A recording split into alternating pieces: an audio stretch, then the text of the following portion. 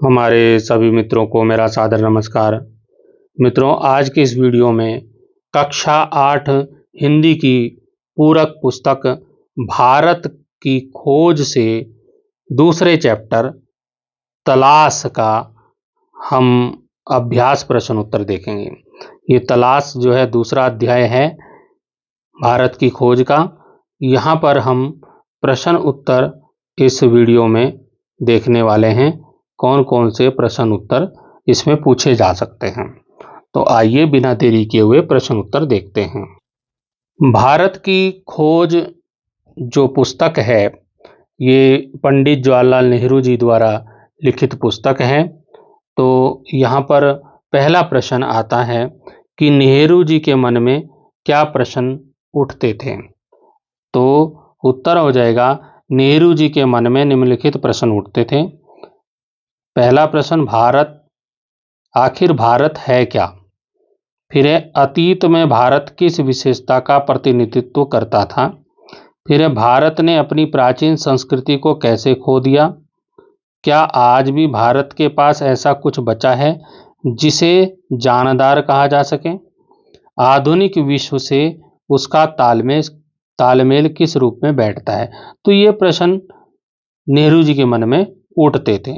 प्रश्न संख्या 2 आता है कि लेखक ने भारत को किस रूप में देखा। उत्तर हो जाएगा, लेखक ने भारत को आलोचक के रूप में देखा। प्रश्न संख्या 3 है, लेखक कहाँ खड़ा था। तो लेखक भारत के उत्तर पश्चिम में स्थित सिंधु घाटी में मोहनजोदड़ो के एक टीले पर खड़ा था। उसके चारों तरफ प्राचीन नगर के घर और गलियां बिखरी पड़ी थीं। प्रश्न संख्या 4 है, सिंधु घाटी की सभ्यता का समय क्या बताया गया है। तो लेखक द्वारा इसका समय लगभग 5000 वर्ष पूर्व बताया गया है। प्रश्न संख्या 5 है, सिंधु घाटी की सभ्यता के बारे में बताइए। तो सिंधु घाटी की सभ्यता के बारे में, यह सभ्यता पूर्ण विकसित थी और इसका आधार ठेठ भारतीयपन था। इसका समय लगभग 5000 वर्ष पूर्व था और इसका अन्य सभ्यताओं से भी संबंध रहा था। प्रश्न संख्या 6 है, लेखक पर किसने प्रभाव डाला। तो लेखक पर प्राचीन साहित्य के विचारों की ओजस्विता, भाषा की स्पष्टता और उसके पीछे सक्रिय मस्तिष्क की समृद्धि ने गहरा प्रभाव डाला। प्रश्न संख्या 7 है, इस सभ्यता का दूसरे किन देशों के लोगों से संपर्क रहा। तो फारस, मिस्र, ग्रीस, चीन, अरब, मध्य एशिया और भूमध्य सागर के लोगों से इसका बराबर निकट संपर्क रहा। प्रश्न संख्या 8 है, पहाड़ों के बारे में लेखक का क्या कहना है। तो लेखक का पहाड़ों के प्रति विशेष प्रेम था। कश्मीर के साथ उनका खून का रिश्ता था, क्योंकि पंडित नेहरू कश्मीरी पंडित थे। प्रश्न संख्या 9 आता है, नदियों के बारे में नेहरू जी के क्या विचार हैं। तो विचार लिखिए, पर्वतों से निकलकर भारत के मैदानी भागों में बहने वाली नदियों ने आकर्षित किया नेहरू जी को। यमुना के चारों ओर नृत्य, उत्सव और नाटक से संबंधित अनेक पौराणिक कथाएं हैं। भारत की प्रमुख नदी गंगा ने भारत के हृदय पर राज किया है।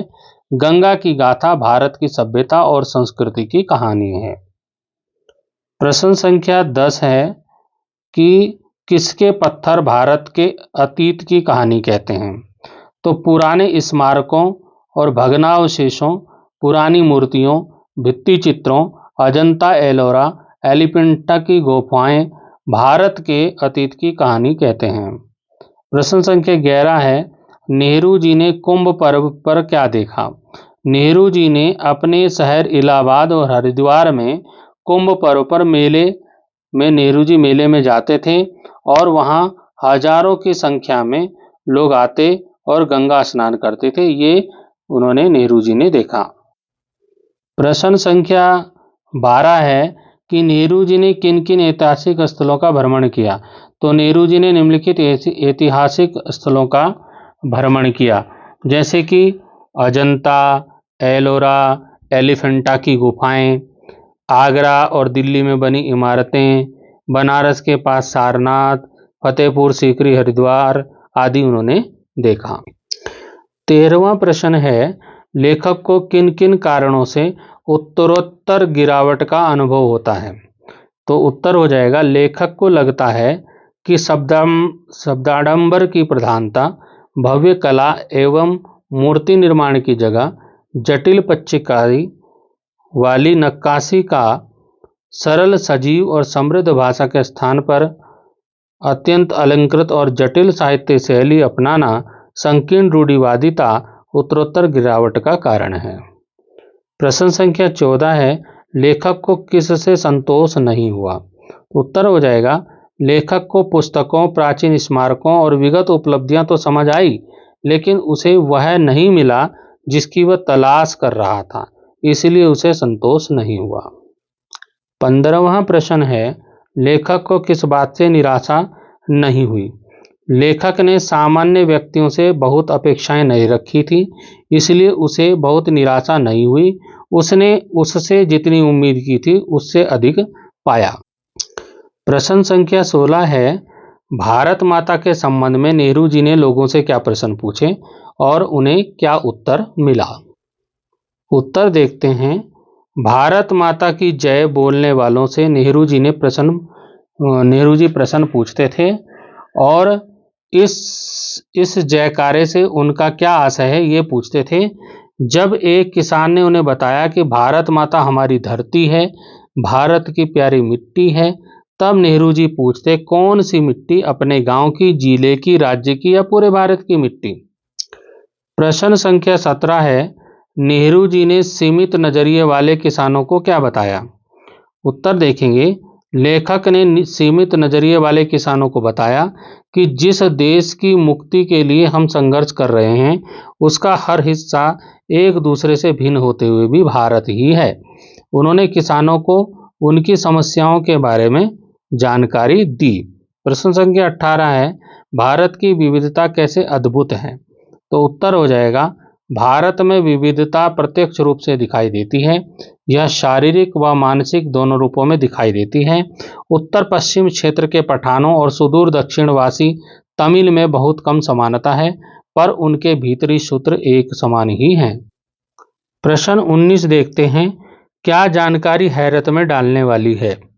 तो उत्तर हो जाएगा, यह जानकारी बेहद हैरत में डालने वाली है कि बंगाली, मराठी, गुजराती, तमिल, आंध्र, उड़िया, असमी, कन्नड़, मलयाली, सिंधी, पंजाबी, पठान, कश्मीरी, राजपूत और हिंदुस्तानी भाषा भाषी लोग कैसे सैकड़ों वर्षों से अपनी पहचान बनाए रहते हैं, सबके गुण दोष एक से हैं।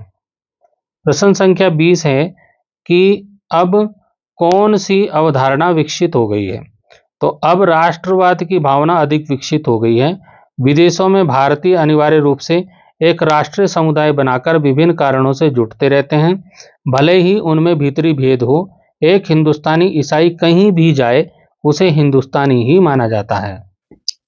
प्रश्न संख्या 21 है कि अनपढ़ ग्रामीणों को क्या याद थे? तो उत्तर हो जाएगा, अनपढ़ ग्रामीणों को महाकाव्यों, ग्रंथों के सैकड़ों पद याद थे जिनका प्रयोग वे अपनी बातचीत के दौरान करते थे। वे प्राचीन कथाओं में सुरक्षित नैतिक शिक्षाओं का भी उल्लेख करते थे। प्रश्न संख्या 22 है, लेखक कब विस्मय मुग्ध हो जाता है? तो लेखक जब गांव से गुजरते हुए किसी मनोहर पुरुष व स्त्री को देखता था तो उनके संवेदनशील चेहरे, बलिष्ठ देह, महिलाओं में लावण्यता, नम्रता, गरिमा आदि देखकर वह मंत्रमुग्ध हो जाता था।